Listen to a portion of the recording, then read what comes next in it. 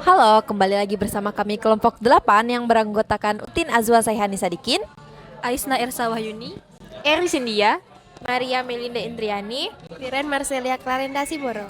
Oke, di sini kami akan membahas terkait video kegiatan Achievement Motivation Training dengan tema Be a Winner in Life. Menurut teman-teman, bagaimana sih peran komunikasi dalam event tersebut? kalau dari saya itu ada beberapa peran komunikasi. Nah, yang pertama itu komunikasi itu berperan memberikan pesan motivasi kepada peserta, yaitu mahasiswa baru ya, supaya mereka itu termotivasi gitu untuk mencapai tujuan mereka. Nah, kemudian juga melalui komunikasi motivator juga dapat membangun hubungan. Jadi maksudnya di sini itu komunikasi berperan membangun hubungan atau membangun suasana yang baik, supaya menciptakan lingkungan yang mendukung gitu untuk bisa pesertanya mendapatkan motivasi gitu. Mendapatkan pembelajaran lah ya. Nah, Kalau menurut Ais gimana? Kalau menurut Ais ya hampir sama juga dengan disampaikan dengan Maria. Itu dalam peran komunikasi dalam kegiatan tersebut itu dapat menyampaikan pesan-pesan positif, menginspirasi peserta dan juga membangun rasa percaya diri serta motivasi untuk mencapai tujuan hidup mereka. Kalau menurut saya kurang lebih dengan Ais sama Maria, di mana komunikasi ini sangat berperan dalam konteks judul tersebut karena mengkomunikasikan tujuan bagaimana pelatihan tersebut membantu mereka mencapai tujuan mereka dengan memberikan dorongan berupa motivasi, membangun keterampilan dalam komunikasi seperti berbicara dengan jelas, menyampaikan ide-ide sehingga peserta menjadi efektif dalam berkomunikasi dengan orang lain. Jadi komunikasi itu memiliki peran penting sebagai pondasi untuk mencapai kesuksesan mereka. kalau menurut saya dengan adanya komunikasi ini membantu atau membangun sebuah hubungan. Nah, contohnya misalnya adanya interaksi antara mahasiswa satu dengan mahasiswa lain, baik selain itu interaksi dengan dari pemateri dengan peserta. Oke, di sini saya mau nanya, apa saja sih konsep atau komponen komunikasi yang terlibat dalam kegiatan tersebut? Kalau menurut saya komponen atau konsep yang terlibat ini sangat banyak ya. Contohnya punya tujuan atau kesengajaan dalam kegiatan tersebut, pasti memiliki tujuan seperti tujuan narasumber dalam menyampaikan materi, tujuan audiens dalam mengikuti event tersebut agar mendapatkan ilmu yang bermanfaat. Kemudian ada komponen kebersamaan. Pada video event tersebut terlihat kebersamaan antara audiens yang kompak, kemudian kebersamaan narasumber dengan audiens. Hal ini juga merupakan suatu hal yang akan menjadi momen yang tidak akan terlupakan oleh narasumber maupun audiens. Kalau menurut teman-teman gimana? Kalau menurut saya konsep atau komponen yang terlibat dalam kegiatan tersebut itu berupa seperti pengertian atau pemahaman di mana narasumber memberikan pemahaman materi mengenai motivasi untuk para peserta. Kemudian simbol atau ujaran percakapan antara narasumber dan peserta pada saat sesi tanya jawab.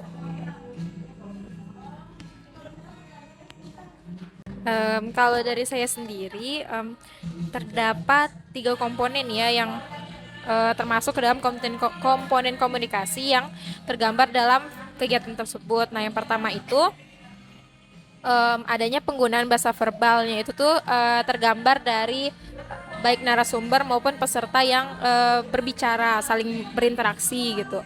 Nah, yang kedua itu ada komponen kesengajaan. Komponen kesengajaan ini terlihat dalam pendekatan persuasif yang dilakukan oleh sang narasumber atau motivator, di mana narasumber ini memberikan materi yang biasanya menceritakan mengenai pengalamannya dan dengan sengaja mengajak peserta untuk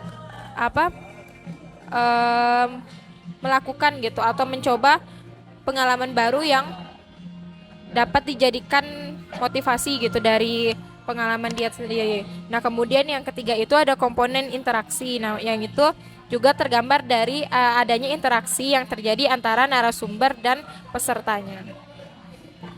Kalau menurut saya dalam kegiatan tersebut ada konsep dan komponen komunikasi yang terlibat itu menggunakan bahasa positif, di mana pemateri juga pasti akan memberikan kalimat-kalimat motivasi untuk peserta yang mendengar, dan juga di sini pasti adanya keterlibatan peserta, di mana dalam kegiatan tersebut akan mendorong partisipasi atau peserta aktif dalam kegiatan melalui diskusi. Kalau menurut saya terdapat komponen interaksi di mana di sini ditunjukkan dengan adanya diskusi baik antar individu maupun antar kelompok. Nah, interaksi ini misalnya mahasiswa baru berinteraksi dengan kawannya yang satu prodi maupun yang berbeda. Nah, untuk selanjutnya ada komponen tanggapan diskriminatif. Nah, ini ditunjukkan dengan adanya respon yang berbeda dari peserta. Misalnya nih, pemateri bertanya kepada peserta. Nah, setiap peserta menyampaikan jawaban yang berbeda-beda. Nah, ternyata dari banyaknya komponen itu ada banyak sekali ya komponen yang tergambar gitu dari kegiatan ini. Nah, Iya, kemudian banyak juga. ada pertanyaan lagi, yaitu apa saja lambang komunikasi yang digunakan dalam kegiatan tersebut. Nah, kalau menurut saya sendiri, lambang kegiatan yang tergambar dalam kegiatan ini itu seperti banner. Banner ini menjadi simbol komunikasi. Nah, di mana menjadi simbol visual yang mana dalam banner ini sendiri terdapat beberapa pesan-pesan seperti pesan-pesan motivasi ataupun tujuan atau tema acara. Dan yang mana dalam banner ini biasanya juga dihiasi dengan gambar-gambar dan desain yang menarik yang dapat menjadi sarana komunikasi. Pada kegiatan ini juga lambang komunikasi yang digunakan itu berupa menyampaikan pesan-pesan motivasi, yaitu pemateri menyampaikan moto kepada peserta. Kalau menurut saya lambang komunikasi yang digunakan dalam event itu yaitu seperti gestur tubuh di mana pembicara menggerakkan tangan, senyuman atau mengungkapkan ekspresi dan komunikasi secara nonverbal kepada peserta. Kalau menurut saya juga lambang komunikasi ini ada banyak ya sebenarnya. Cuman yang saya tangkap ini ada lambang gerak, yaitu seperti audiens yang mengangkat tangan untuk mengajukan pertanyaan kepada narasumber. Kalau menurut saya lambang komunikasi yang digunakan yaitu lambang komunikasi suara, yaitu komunikasi ini melibatkan suara seperti nada, intonasi dan volume suara. Ternyata dari yang tadi kita sebutkan dari gestur tubuh sendiri ada banyak ya, maksudnya tuh ada banyak simbol yang tergambar dalam kegiatan ini. Nah, kemudian juga yang secara lisan dan juga yang secara suara, hal-hal kecil tuh ternyata juga menjadi simbol dalam komunikasi. Iya, betul. Lalu apa saja skill yang dimiliki oleh seorang motivator? Nah, dalam kegiatan tersebut, skill yang harus dimiliki seorang motivator dalam kegiatan event yang besar dalam menyampaikan motivasi itu perlu adanya skill public speaking, di mana kemampuan berbicara dengan percaya diri itu sangat-sangat diperlukan dalam kita menyampaikan di depan audiens yang ramai, dan juga dalam kita menyampaikan sebuah materi itu kita juga harus memiliki pengetahuan yang mendalam terkait materi yang akan kita sampaikan. Nah, kemudian kalau menurut saya sendiri, skill yang harus dimiliki oleh seorang motivator itu juga kemampuan memotivasi dan menginspirasi orang lain gitu ya. Sang motivator itu harus memiliki sifat itu supaya audiens atau pesertanya itu merasa termotivasi gitu. Tapi hal yang paling pentingnya juga motivator harus memiliki kemampuan membangun hubungan dengan beragam individu, karena audiensnya banyak, jadi tuh ada banyak juga beragam sifat atau sikap individu. Nah, Dari situ sang motivator, sang narasumber harus memikirkan cara untuk membangun hubungan ataupun suasana yang baik sehingga materi atau motivasi yang diberikan kepada peserta itu tersampaikan dengan baik gitu. Kalau menurut saya skill yang utama yang harus dimiliki oleh seorang motivator itu tentunya harus memiliki kemampuan public speaking yang bagus agar penyampaian materi yang disampaikan itu dapat diterima lebih baik pada saat menjadi narasumber. Kemudian keahlian dalam melakukan sesuatu dan pengalaman yang relevan. Menurut saya itu hal-hal yang penting sih untuk menjadi seorang narasumber. Baik, kalau menurut saya, di mana yang harus dimiliki seorang motivator dalam mengadakan suatu event, yaitu tidak kalah penting, yaitu keterampilan dalam berbicara di depan umum. Kemudian kemampuan memotivasi orang banyak, dan yang penting juga yaitu rasa empati, di mana kemampuan memahami dan merespon perasaan audiens agar motivator bisa membuat pesan yang lebih bermakna bagi setiap individu. Selain itu, keterampilan dalam mengelola waktu juga itu sangat dibutuhkan, karena dalam penyampaian pesan secara singkat dan bermakna sehingga peserta itu tidak merasa bosan ataupun boring. Selanjutnya yaitu ada kreativitas ataupun kemampuan komunikasi nonverbal.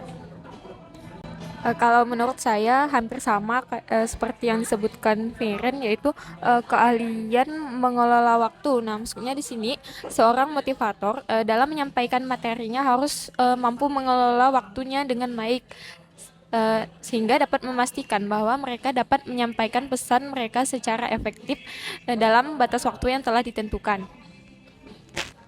Nah, baik, saya ingin bertanya nih kepada teman-teman, apa sih yang dimaksud dengan komunikasi interpersonal dan komunikasi intrapersonal? Nah, dari pertanyaan itu, apakah teman-teman tahu contoh dari video tersebut mana yang merupakan komunikasi interpersonal dan komunikasi intrapersonal?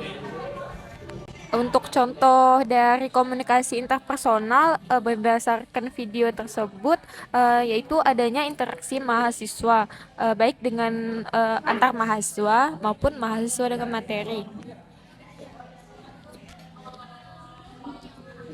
Kalau dari saya pribadi itu sih setuju dengan Eri.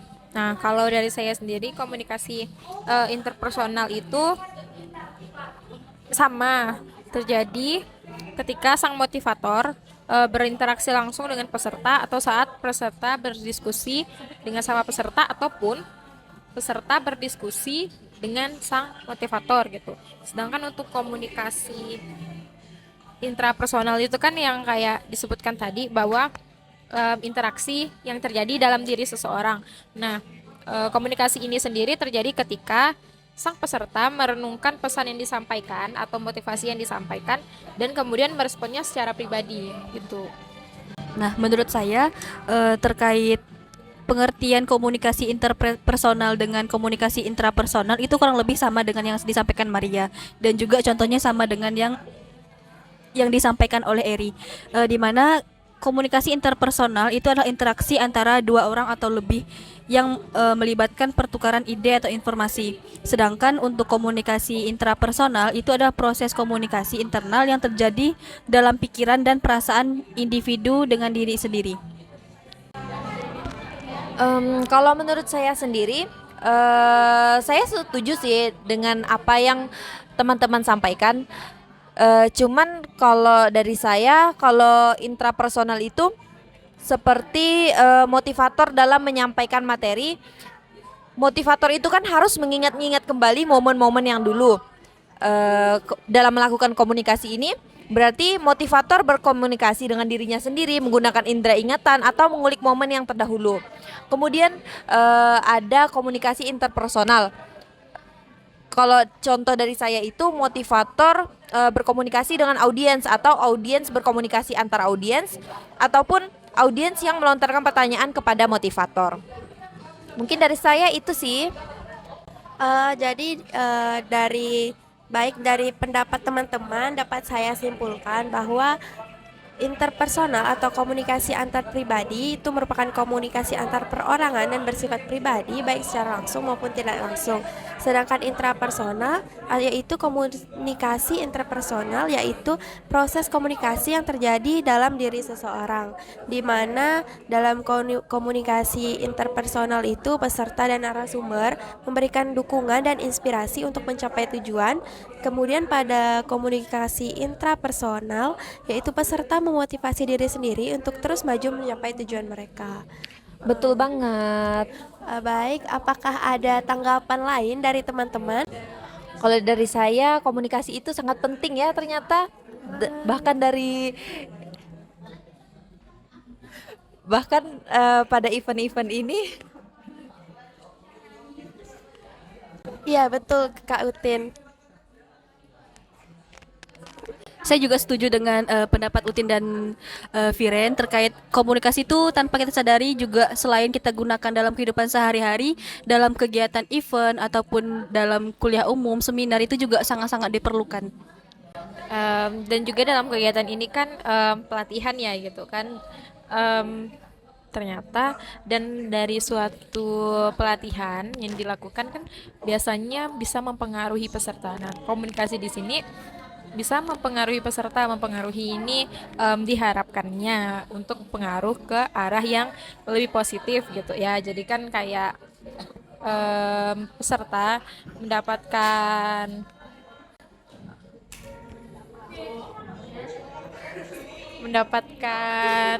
inspirasi atau motivasi gitu supaya melakukan hal-hal yang positif. Betul sekali, dengan adanya komunikasi ini acara tersebut dapat berjalan dengan lancar. Oke, mungkin sekian pembahasan kita pada hari ini. Kami dari kelompok 8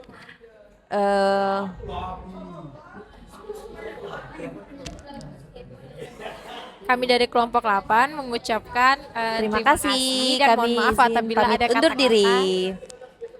Bye bye. Sampai ketemu di tugas selanjutnya. Bye bye.